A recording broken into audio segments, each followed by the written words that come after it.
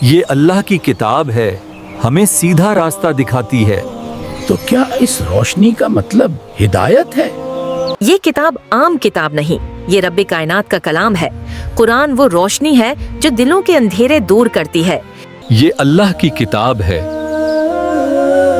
اس میں ہماری زندگی کا نور ہے۔ یہ انسان کو انسان بننے کا سلیقہ سکھاتا ہے۔ جو قرآن سے جڑ گیا، اس میں تمہارے لیے رہنمائی ہے۔ وہ کبھی گمراہ نہ ہوا۔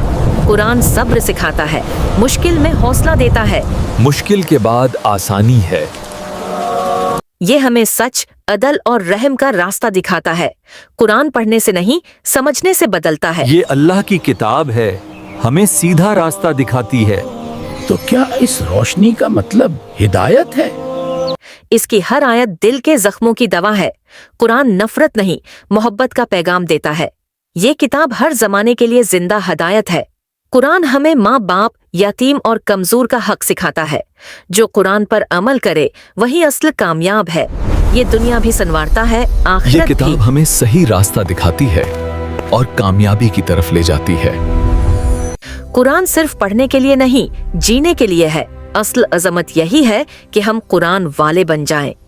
قرآن ہی اصل ہدایت ہے۔ یہ ہماری راہ کو روشن کرتا ہے اور دل کو سکون دیتا ہے۔